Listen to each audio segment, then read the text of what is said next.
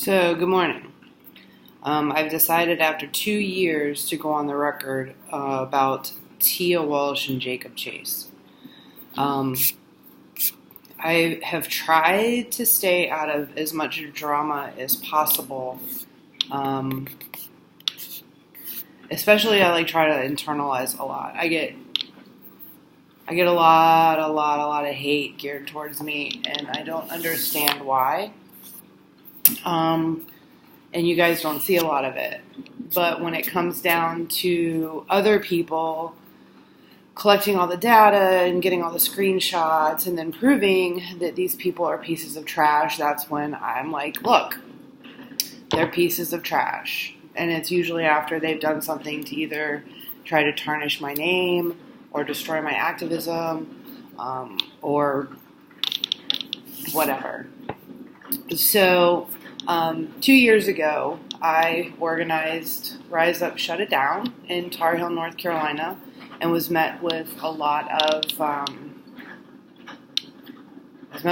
problems trying to get that organized. But I did it. About 350 people showed up during the organization. Towards the end, the people that were running Brother Wolf Sanctuary contacted me and said they wanted to be involved because they were doing a new program, Save the Planet, Don't Eat Animals, or something like that, where they would go to local shelters that were going to be doing cookouts of like hamburgers and hot dogs, and would protest them or talk to them about not serving animals at it. So they were launching some program and then asked if they could be involved in the Rise Up, Shut It Down event for my launch night, the night before the actual protest, to talk about their program and whatnot. Well, I said, yes, you can. And then it snowballed into them being more involved. And they had their own little group of people that they talked to and whatnot. So Jacob Chase was one of them. I think Tia Walsh was involved in it. And during the whole organization of Rise Up, Shut It Down, I said that, my vision of the protest would be for everybody to be holding hands around the slaughterhouse. It's a massive slaughterhouse. I mean, that was never going to happen. But it was a concept of getting as many people out there to do it, to stand hand in hand, even if it's just a vision of people standing hand in hand fighting for animal rights. So in the midst, towards the end of it, Jacob's mother contacted me and said, hey, my son's very involved in activism. I'm going to get you two in touch, and y'all can talk about maybe him being involved in it. And I said, okay, that's fine. Then I met Jacob, officially. And he said, we really would like to stand in front of a truck and stop it. And I said, I had talked to a couple of people about doing that, but it was more tenured, older, not to say age is an issue, but I'm just saying more tenured activists that I was familiar with and that I knew would follow the instructions being made by the police. Like, okay, let's go stand in front of a truck, but then when the police say move, you move so you don't get arrested and cause even more problems for yourself, for the activists, and for the area. So that had been planned, and I did tell Jacob that. I said, Jacob, I had already planned to have people, a group of us, do that. I don't know for sure if we're going to do it. I will let you know if it's something we're going to do, and then people can sign up to do it. Well, I ixnayed that. I said, no, we're not going to do that because there's too much liability. The people out there are really aggressive, the drivers, truck drivers, and the police in that area seem to be more aggressive than anywhere else in the United States. I didn't want to put the activists in harm's way. I didn't want to put myself in harm's way because if I'm hurt, there's not much I can do for animals. And I really didn't want that much police involvement. I wanted to try to keep the police out of it as much as possible. So I said, no, we're not going to do that at all. So then comes the day of the protest, and I went around to a couple of people, some activists from Florida that I had been talking to, and a couple of other people that I knew real close. And I said, do you want to attempt to do just a small chain across the street to stop trucks just for a minute or two, just to, And a lot of this event I had structured to be more of a publicity type of stunt so that we could get awareness outside of North Carolina and into other countries and other cities and with other activist groups about this location. So I didn't go into this protest saying, oh, we're going to save pigs, or, oh, we're going to do something monumental at this sanctuary. It was to get people online streaming on Facebook, to show people that this location exists, how many animals are killed, what it's doing to the environment, what it's doing to the people that live around this slaughterhouse. So, yeah, it was a big publicity stunt, animal rights publicity stunt, to bring awareness to it and to basically get people amped up for animal rights and to become an activist. There were actually a lot of people that was their first time ever doing activism, and they came out for it. So yeah, okay, so we were going to do this small chain. I said, okay, let's do it. And the minute that we had, I was talking to a couple of people, that's when Jacob and Tia, I think Tia might have been there. I know Jacob was out there. I don't know if Tia was out in the street or who all it was, but their little group went out there and sat down and wouldn't get up or listen to police or anything like that. Okay, now a lot of people in animal rights are finding that admirable. That's great. Do it on your own. Do it on your own time with your own money. Because, to me, and that's my standpoint on this, is that money is better served elsewhere. Like saving animals, paying for their medical care once they're saved and stuff like that.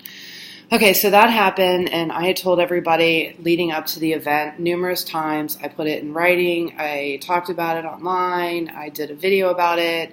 Again, reiterated it hundreds and hundreds of times, probably, if you were to count them all, that we were not going to be responsible if you decided to disobey the police.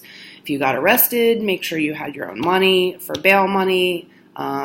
You needed to obey the laws, do everything in an upstanding activism way, and listen to the authorities, so forth and so on. So pretty much if you get arrested and you do something to cause yourself to get arrested, that's on you. That's not on anybody else. So they got arrested. And when they got arrested, they went down to the jail. And I said in the beginning, I'm not responsible for that. If you do that, that's on you. So there was a whole bunch of group of people that didn't get arrested. The after event at the pizza place was supposed to happen after the protest was over. So everybody met there. And I went there. I did. Tia Walsh says it's because I'm fat and because, I needed to feed my fat face that I went to go have pizza. But to set the story straight, I didn't even eat. I was so upset.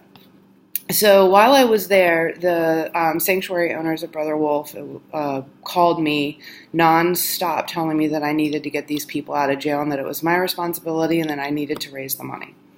So I immediately took to social media and I immediately raised the money. I raised all of the money. And it was sent via PayPal by a lot of people. And I had the records to account for that. Every single penny that came in, every single penny that I paid out to people to pay them back if they fronted money to get these people out of jail, everything was accounted for. So the people at Brother Wolf, behind my back, started another fund with Collectively Free, saying that I was disappropriating the funds that I had collected, and so they were doing their own financial funding, GoFundMe behind the scenes. Well, when I found out about that, I brought it to their attention, and all of a sudden it disappeared. Like they stopped raising the money, which was very odd. Then a story broke that I wasn't, that I had lied and told Jacob that that I wanted him to walk in front of the truck and stand there and do that, and that I hadn't paid out the bail money. And the guys that were running Brother Wolf, so it was Paul, Barry, and Denise Bitts, I guess were telling people that I had not given them all the money or paid out all the money, who, by the way, now don't exist and have disappeared, I think because they were misappropriating money. And so forth and so on. So that's what took place. So all through the day and all through that night and all through the next day and into the day after that, I was on social media getting the rest of the money raised to pay people back, and whatnot. I also was instructed not to talk to the press about it, even though this was my protest. That not my protest, but I was the organizer. I was the main person, and everybody was making me continue to be the main person, even after they did their individual activism that I told them not to. So I was told not to talk to the press about anything, and don't talk to anybody about anything. So I didn't. I didn't talk to anybody about anything. And then all of a sudden, stories started popping up about Brother Wolf talking to the press, and the Smithfield 11 or 12 is what they were calling them, the ones that got arrested, were talking to the press. And then a GoFundMe came out trying to raise like $50,000 for them to pay for their legal fees after Brother Wolf had told everybody that they would cover their legal fees. So, long story short, I was basically run through the mill by these people, that I had lied, I had misappropriated funds, that I had organized a horrible protest that almost 350 people showed up to, which is one of the biggest slaughter protests in the United States. And that it was very ineffective, and I was a horrible leader, and I was a horrible activist, and whatnot. And that was 2 years ago. And I defended myself for a little while, and a few people stuck up for me and said, hey, this isn't the way that it happened. And then I just let it go. Everybody let it go. It disappeared. Well, then I was like, okay, so let's do Rise Up again. Because it was really effective, and it got the word out there, and all these new activists got to come spend time with tenured activists doing some activism, and it was really great. So this past February, I was going to be a part of another one. Well, as soon as that came about, the new laws in North Carolina were hitting. Well, the new laws in North Carolina were brought on because of the activists that got arrested, basically. But it was spread that they were brought on because of my protest. So it's kind of like it happened because of something that happened within the protest that I organized that wasn't part of the protest.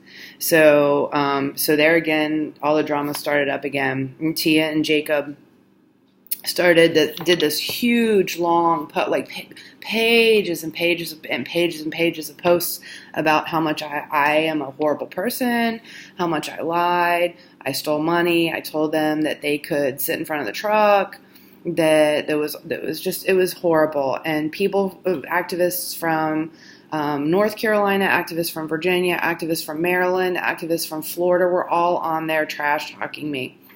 And people continually kept sending me screenshots of everything that was being said, and it was very sad, and it was very hurtful, and it was really disgusting.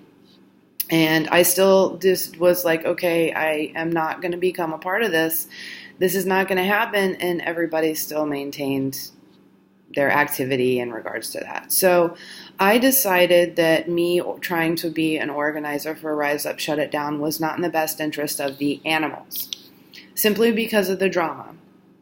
The drama was turning people off, and I didn't want them, and especially people that were believing Jacob and Tia and everybody, that was in that shit-talking post, it was turning them away from wanting to attend the event. And the event is for the animals, it's not for the humans. It wasn't for me, it wasn't for them, it wasn't for anybody else. It was for the animals and basically getting awareness out there what's happening to them. So I decided I wasn't going to be an organizer for this past event, and I turned it over to another organizer. Even throughout that, and even through posting that I wasn't a part of it, the shit still was talking. So there was shit talking that continued all the way through the end of the protest. And then Tia and Jacob continued to shit talk about how bad this past protest was because of the organization, even though I wasn't involved. Well, this year's protest was not an extreme success because of what they did. So I'm going to put it out there to these people that continually think that these two people are good people. Why would two animal rights activists continually try to sabotage people protesting against animal rights? I know they have a sanctuary. I know that they do rescue, but is it for the animals or is it for their egos? Because everything that's coming around about what's going on is they're white nationalists, they're ego-driven, and they've got everybody fooled. Everybody fooled. And until you actually open your eyes and see what's going on and look at the screenshots of the posts of their 4 or 5 accounts that they have on Facebook, they want to fool you, animal rights post, for your donations and accounts, and then they have their true ego-driven, white nationalist, racist, trash accounts. So I hope this clears the air. There's definitely a lot more that happened and transpired, but I mean, it's neither here nor there anymore, and I truly don't give a shit, but I'm tired of people talking about me. And I know you're probably still going to talk about me, but I just needed to clear the air. There are people that know that I didn't do anything wrong because they were actually a part of it. If you want to continue to listen to these people, please unfriend me. Just go away. Just leave me alone. Just keep my name out of your mouth. You know, it's just something that just needs to end. It's 2 years in the running. Tired of it. It doesn't need to happen again. We need to all move on. Let them go be trash and let whatever karma happens to them happen to them. But I wanted to, 1, let people know what kind of people they are. 2, I'm clearing the air right now because I'm tired of people saying that I did shit. And 3, I hope nobody else sends them any more money. I feel sorry for the animals, but they don't need your money if they are willing to say the shit that they're saying and believe in the stuff that they're believing. So if they're white nationalist racists, they don't deserve to be on this planet. And I'm not saying that I want to kill them or that they should die. It's just that they have no right in this world. And people like that do not create peace. They do not create harmony, and they're not here for the betterment of mankind. They're for themselves, and that we just don't have time for that anymore. So I hope this clears the air a little bit about some things. And if you please, if you do see people talking shit about me, I don't care. I don't want to see it. And I've said this before. Please don't send me screenshots. It still happens. You still send me screenshots, even though I say I don't want to see them. I really don't. I'm trying to get this business off the ground. I'm trying to save animals. I'm trying to save people. And I just don't have time for it anymore. And this is the last I'm going to say about it. Thanks. Bye.